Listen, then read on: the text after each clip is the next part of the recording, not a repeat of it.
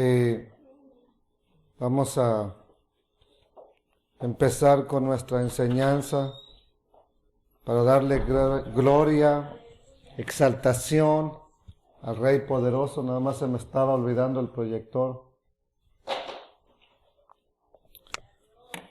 Y bueno, ya vamos a tener en la pantalla la información de la enseñanza. Aleluya. Espero que ya la podamos tener. Me ayudan mientras con la luz para que se pueda ver apropiadamente. No le voy a decir que me voy a tomar muy poco tiempo, pero no, la enseñanza no es muy grande. Espero que eso nos ayude en el día de hoy a no tener tanto tiempo aquí, ¿verdad?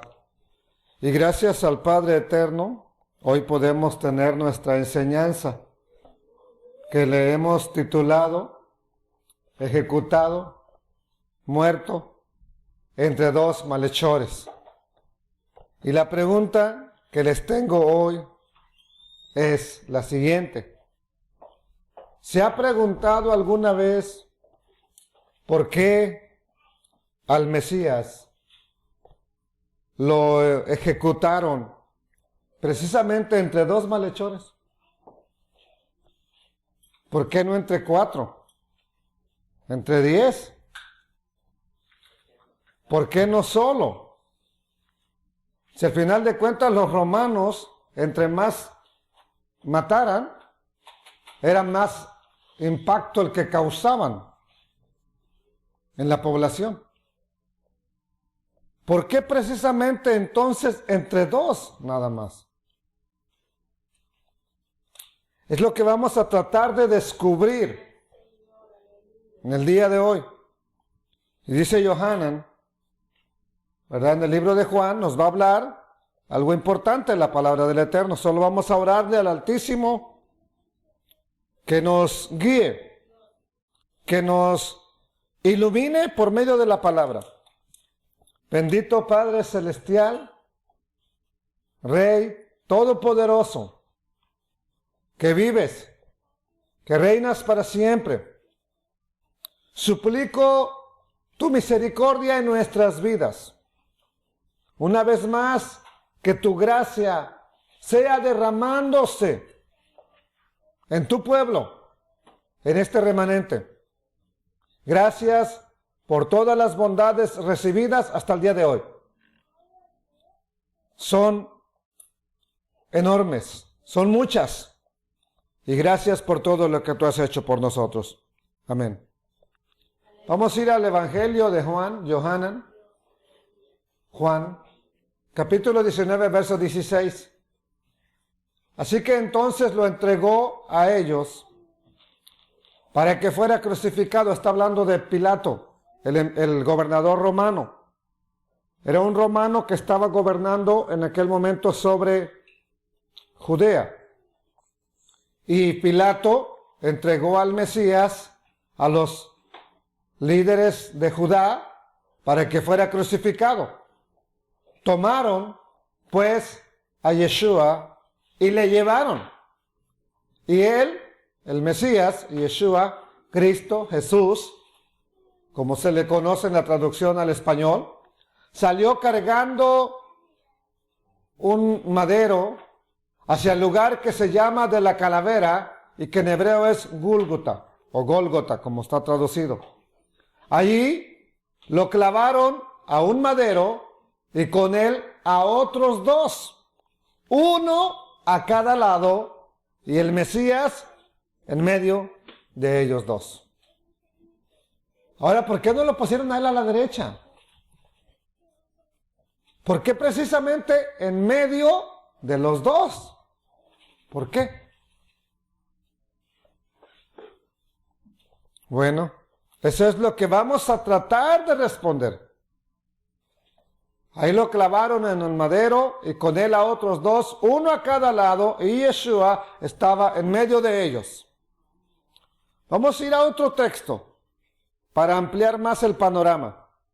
Marcos capítulo 15, y dice en el verso 25, era la hora tercera, cuando lo clavaron al madero. El título de su acusación, de por qué lo acusaban, porque tenían que haberlo acusado para matarlo de esa manera, el título de su acusación estaba escrito así: el rey de los judíos. ¿Cuál era su delito para los romanos? Proclamarse rey. Rey de los judíos. Versos 27. Y con él clavaron en maderos a 2 ladrones. Esa es la versión que tenemos. Uno a su derecha y el otro a su izquierda. Así se cumplió la escritura que dice: con los malvados, con los malhechores, fue contado. Una vez más vemos que ponen a un ladrón a su derecha, un ladrón a su izquierda. Esa es la traducción que tenemos. Así dice ladrones. Sin embargo, le aclaro que la versión más original, cuando dice que clavaron a 2 ladrones, solamente dice 2 malhechores. Y un malhechor es alguien que ha hecho algo malo. Un ladrón es alguien que ha robado. Pero un malhechor solo es alguien que hizo lo malo. Y la palabra más original es malhechor. Tal como está acá abajo, con los malvados, con los malhechores, fue contado. El profeta Isaías, que es de donde está tomado este texto, esta última parte que está aquí, con los malvados fue contado, eso lo habló el profeta Isaías cientos de años antes de que el Mesías naciera. En un pasaje que se conoce como el siervo sufriente, habla de que que fue contado con los malvados, moriría por la transgresión de su pueblo. Vamos a ir a Isaías para ver lo que se dijo. Isaías capítulo 53, verso 8 al 10. Por cárcel y por juicio, o sea, lo pusieron en la cárcel primero, luego le hicieron un juicio y lo desaparecieron. Por cárcel y por juicio fue quitado. Y su generación, su descendencia, ¿quién la contará?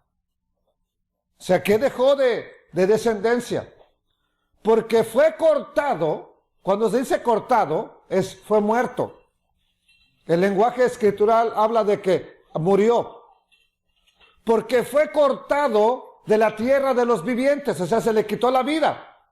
¿Pero por qué se le quitó la vida? Por la rebelión de mi pueblo fue herido. O sea que si usted confirma que que murió en una cruz, en un madero, es su Salvador, murió por tu rebelión. Murió por lo rebelde que te has portado. Y se dispuso con los impíos su sepultura. Mas con los ricos fue en su muerte. Murió entre 2 impíos y lo enterraron en el sepulcro de un hombre rico, José de Arimatea. Y dice, aunque nunca hizo maldad, ni hubo engaño en su boca. Con todo eso, el Todopoderoso quiso quebrantarlo, sujetándolo a padecimiento. Y dice que cuando haya puesto su vida, cuando el que murió en la cruz, el que murió en el madero, cuando haya puesto su vida en expiación, ¿por qué? Por el pecado. Pregunta, ¿por qué murió entonces el Mesías? Por el pecado. Cuando haya puesto su vida en pago para cubrir el pecado, verá linaje, verá que tiene mucha descendencia. Aunque no se haya casado, aunque no haya tenido hijos, verá linaje, descendencia. Vivirá por largos días y la voluntad del Altísimo será en su mano prosperada. verá el fruto de la aflicción de su alma y quedará satisfecho. Dirá, ok, valió la pena lo que hicimos. Valió la pena pagar el precio.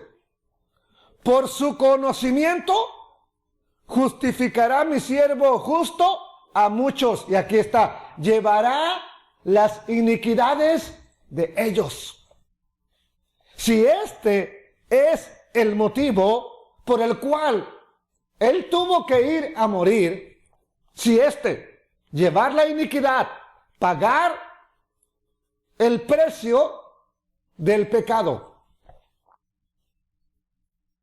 entonces ¿a quién representan esos dos personajes que mueren al lado de él? ¿Alguien sabe cómo se llamaban los famosos dos ladrones que fueron crucificados junto al Mesías? ¿Alguien sabe? Sí lo sabe. Dice en la historia que se llamaban Dimas y Gestas. ¿Eh? En las películas, en las series de televisión que han hecho, así los nombran. Pero ¿quiénes son? ¿Quiénes son estos malvados? Ahora, en las películas, ¿qué dice que son? O los hijos de una prostituta, o sea que eran hermanos, ¿correcto? Eso es lo que eran, de acuerdo a la historia. Son hermanos, hijos de una mujer prostituta. ¿De quién le habla la prostituta? ¿Perdón? Ah, entonces, ¿quiénes son esos dos? Wow, ya puedo parar entonces, ¿no? Ya.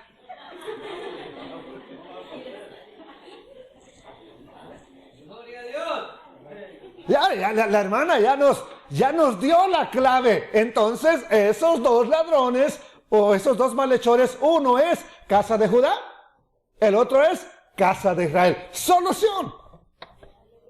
Vámonos, guarden sus Biblias. La veo muy contenta, doctora. Muy feliz.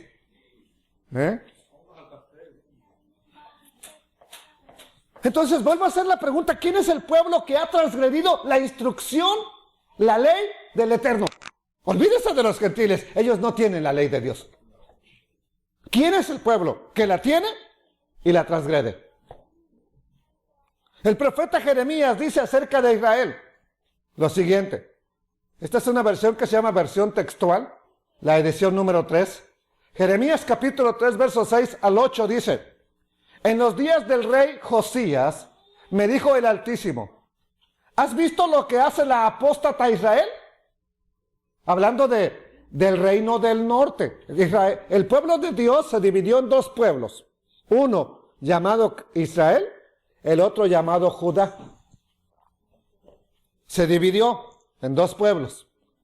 Y le dijo el Todopoderoso en días del rey Josías a Jeremías: ¿has visto lo que hace la apóstata Israel? Ella anda sobre todo monte alto y bajo todo árbol frondoso, y allí fornica. O sea, en otras palabras, no es que ahí se va a acostar con un amante, ahí va a cometer idolatría, debajo de los árboles, en los montes. Allí fornica. Después de haber hecho esto, dice el Eterno, me dije, se volverá a mí, o sea, se va a dar cuenta que está en un error y se va a volver a mí, dice el Todopoderoso, el Dios eterno. Pero no se volvió. Y Judá, para que vean que está hablando de Israel y Judá. Y Judá, su pérfida, un sinónimo de pérfida, lo más sencillo sería la perdida, la infiel. ¿Sí? La infiel Judá, hermana de ¿quién? De Israel. Vio que yo había despedido al apóstata Israel por sus adulterios. Vio que le di carta de divorcio, dice el Eterno. Porque le dijo, Oseas, cásate con una mujer, vas a tener hijos. Uno le vas a poner Jezreel, la siembra del Dios Altísimo. A otra le vas a poner Lo Ruhamá, no compadecida. Y a la otra le vas a poner Lo Ami, a otro, no pueblo. Ya no son mi pueblo. Y Judá, entonces la pérfida hermana de Israel, vio que yo había despedido a la apóstata Israel por sus adulterios. Y vio que le había dado carta de divorcio. ¿Y qué hizo Judá? Aquí estamos en lo morado. Y aún así, no tuvo temor Judá, su pérfida hermana, sino que también ella fue y se prostituyó. Se hizo peor que la primera. Es más, el mismo Eterno dice en este mismo pasaje, si usted siguiera leyendo, dice, comparado con la apóstata Israel, Judá, de verdad que Judá es lo peor. Porque si comparamos a Israel, que le había dado carta de divorcio, con Judá, esta sale inocente, dice. Entonces, y piense nada más, ¿quién era más perverso? La casa de Judá. Los judíos, para que me entienda. ¿Por qué entonces a ellos no los eliminó para siempre? Por la promesa que le dio a David, de que no faltaría quien se sentara en el trono y que siempre tendría un remanente. Entonces no es coincidencia, porque la Escritura dice que el Mesías moriría por el pecado, tanto de ella como de esta. Dice la Escritura que moriría por el pecado, que vino para salvar, para limpiar el pecado, que los salvaría del pecado. ¿A quién? A este pueblo que se prostituyó. Mateo, capítulo 1, verso 21, le está diciendo el ángel, ¿verdad? Cuando está anunciando el nacimiento y le dice cómo lo llamarán. Ella le está diciendo a José, porque José ya la quería dejar en secreto, ella dará a luz un hijo y lo llamarás Yeshua, porque él, Yeshua, es salvación del Altísimo, porque él salvará a su pueblo. ¿De qué? De sus pecados. Ya el Eterno nos habló de que haría un nuevo pacto. Y ese pacto sería a través del Mesías. Él vino a renovar el pacto. ¿Por qué? Porque su pueblo merecía ser destruido, ser acabado. Entonces tuvo que venir el Mesías para renovar el pacto con este pueblo que hizo solamente lo malo. Y ya conocemos la historia, solamente lo recordamos para leerlo. Jeremías 31, 31 al 34. Y aquí vienen días, dice el Altísimo, en los cuales haré nuevo pacto con la casa de Israel y la casa de Judá. Con los dos, los que violaron el pacto, casa de Israel y casa de Judá. No como el pacto que hice con sus padres el día que tomé su mano para sacarlos de la tierra de Egipto. Ellos invalidaron mi pacto, aunque yo fui un marido para ellos, dice el Altísimo. Pero este es el pacto que haré con la casa de Israel. Ya no nomás cuando ya los junta, ya no son casa de Israel y casa de Judá, ya nomás es Israel, cuando ya los junta. Pero este es el pacto que haré con la casa de Israel después de aquellos días, dice el Altísimo. ¿Cuál es el pacto? Pondré mi ley, daré mi ley en su mente y la escribiré en su corazón. Y yo seré a ellos por Dios y ellos me serán por pueblo. Y no enseñará cada cual a su prójimo y cada cual a su hermano, diciendo, conoce al Altísimo. ¿Por qué? Porque todos me conocerán, desde el más pequeño de ellos hasta el más grande, dice el Altísimo. Porque perdonaré su maldad y no me acordaré más de sus pecados. Nuevamente tenemos que notar que el pacto es ¿con quién? con Israel y con la casa de Judá, a quienes les perdonaría los pecados. Entonces, esos dos malhechores, exactamente como dijo nuestra hermana, representan a las dos casas de Israel, las que estamos viendo con las cuales se renovaría el pacto. Entonces, y no es coincidencia que uno de los que estaban ahí se burlara y dijera, ¿ese es el Mesías? No lo creo. Y el otro reconociera quién era. ¿Quién es el que se ha burlado a lo largo de la historia de este que es nuestro Mesías? ¿Quién? ¿Quién se ha burlado? Judá. No es el Mesías. Ese Dios pagano de los cristianos no es el Mesías de Israel. Se han estado burlando de él. Lo han menospreciado. Uno de los ladrones se burlaba de él. A ver, si eres el Hijo de Dios, bájate y sálvanos, sálvate tú y sálvanos a nosotros. El otro le tuvo que decir, oye, ¿no temes tú estando en la misma condición? ¿Estando condenado? Vamos a ver cómo se burlaban de él. Lucas 23:39. Uno de los malhechores que estaban colgados lo insultaba. ¿Qué ha hecho Judá históricamente? Ha insultado al Mesías. Lo insultaba diciendo, ¿no eres tú el Mesías? Sálvate a ti mismo y a nosotros. Históricamente la casa de Judá no ha reconocido al Mesías como el rey ungido, como el Mashiach, como el Mesías. Y esta Judá es representado por uno de los malhechores que está ahí. Hay otro que sí lo reconoció y le dijo, acuérdate de mí cuando estés en tu reino. Históricamente, ¿quién ha reconocido al Mesías? La casa de Israel. ¿Sí? Y por eso es que le dijo, acuérdate de mí.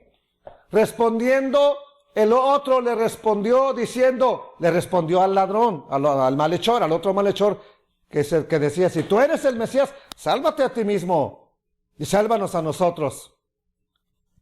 Respondiendo el otro malhechor, que era su hermano, del otro ladrón, ¿verdad? Diciendo, ¿ni aún temes tú a Dios estando en la misma condenación? ¿Qué le dice? Nosotros, a la verdad, justamente padecemos. ¿Por qué? Porque eran malhechores. O sea, estamos recibiendo lo que es nada más justo. Porque recibimos lo que merecieron nuestros hechos. No dijo porque estamos recibiendo el pago de nuestro robo, ¿no? Para que vea que eran malhechores. Mas ¿quién el Mesías, ningún mal hizo. Y le dijo a Yeshua, acuérdate de mí cuando vengas en tu reino. Entonces el Mesías le dijo, de cierto te digo hoy, estarás conmigo en el paraíso.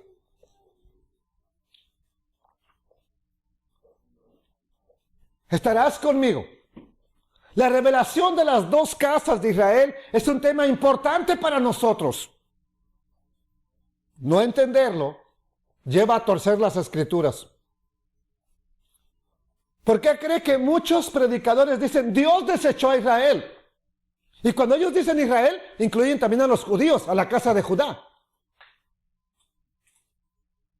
Porque desconocen las dos casas de Israel.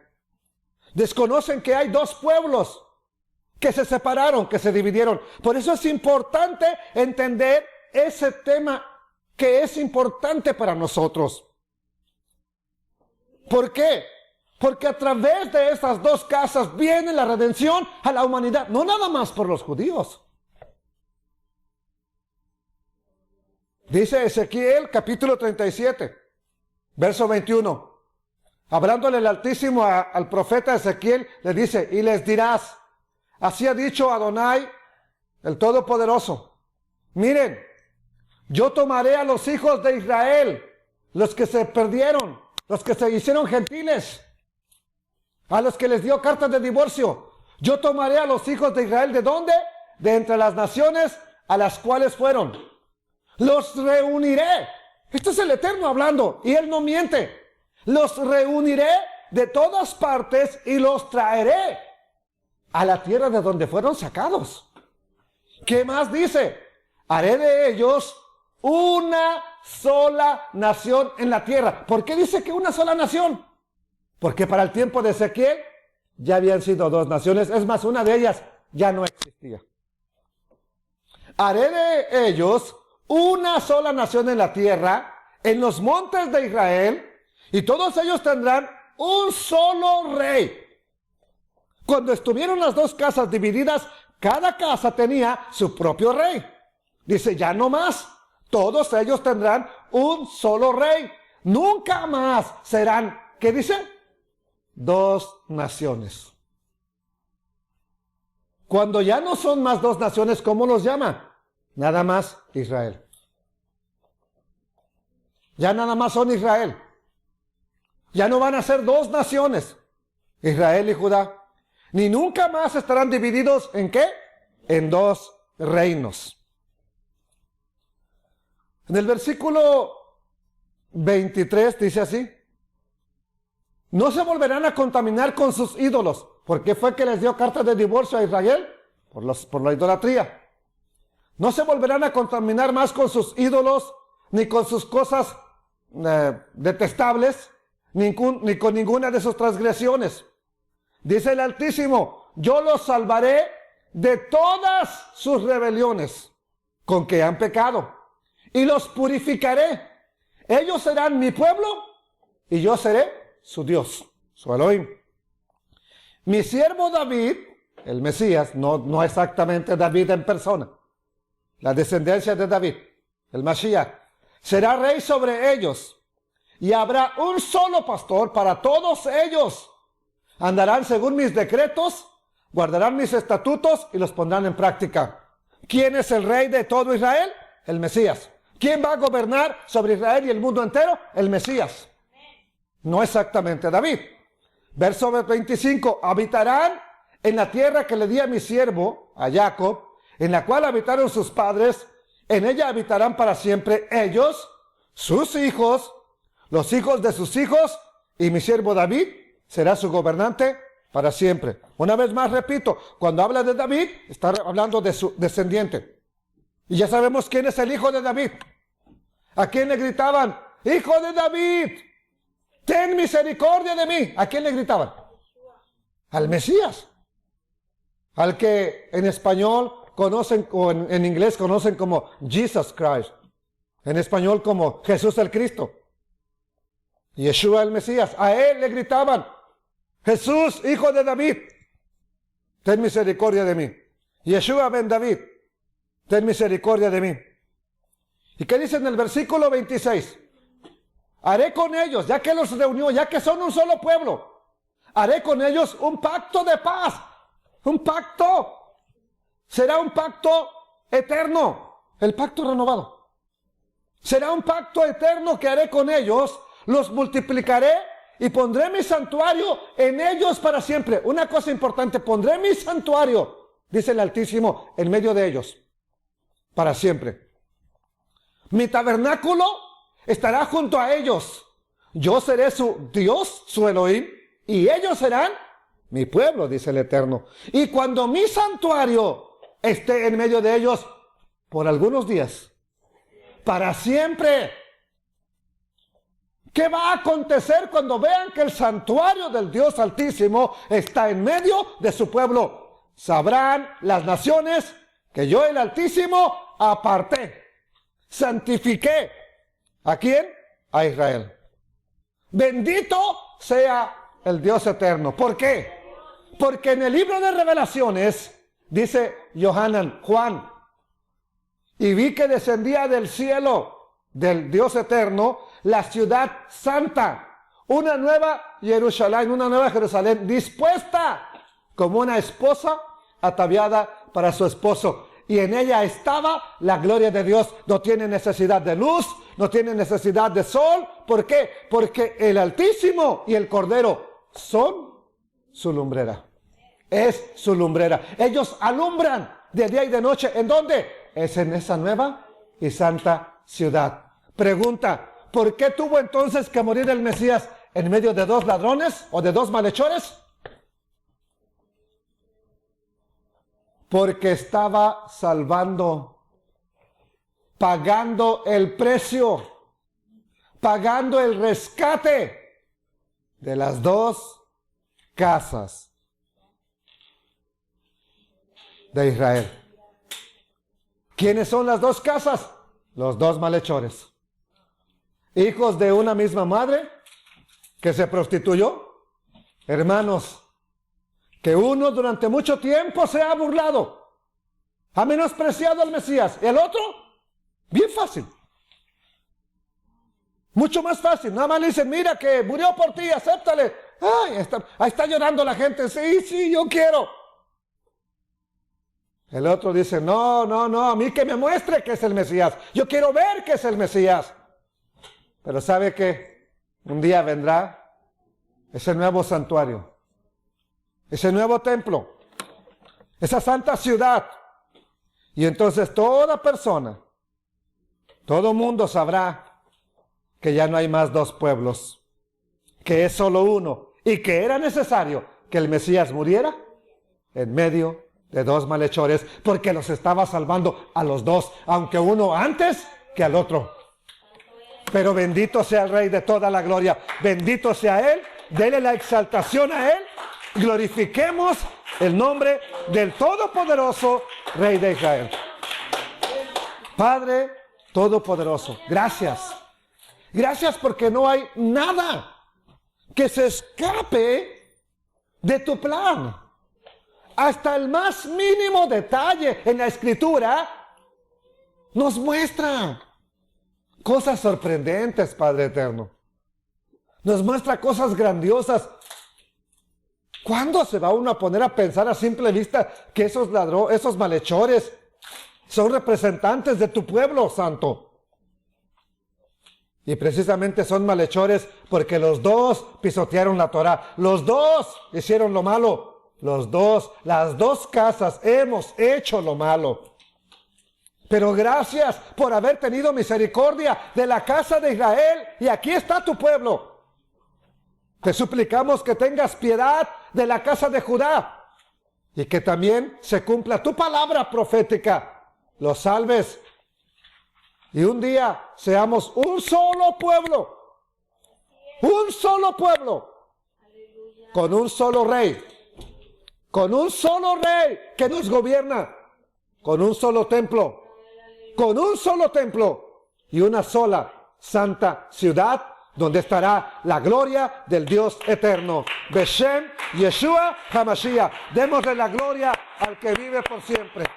Dele la gloria al que vive por siempre. Bendito sea el Rey eterno. Bendito sea el Rey eterno.